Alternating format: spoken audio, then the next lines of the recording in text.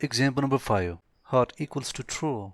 If hot, then tag printf today is hot. It will return today is hot. Look here, the variable name is hot. This time the identifier, the variable is hot. It equals to true. We have used the if statement here. It is a one-way decision. So if it is hot, then print today is hot. So it is a one-way decision. It is not a multi-way decision. It is a one-way decision whether it is hot or not. So if hot condition is true, remember, then tag print of today is hot. Is it true? Yes. Because look at here.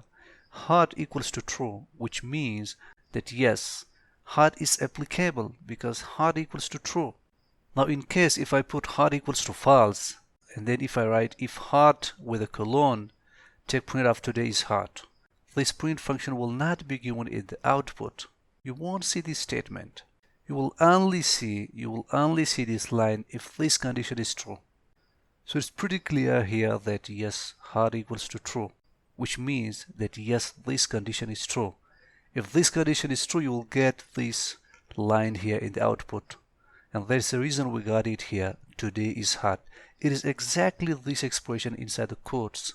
Whatever thing you write here inside the quotes, it will be printed here.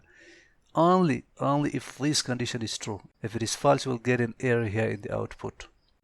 Make sure you have to be very careful about the indentation here. When you put colon and then press the enter button, your print function will start from here, not exactly from here, from here. This is what we call it indentation of the program in Python.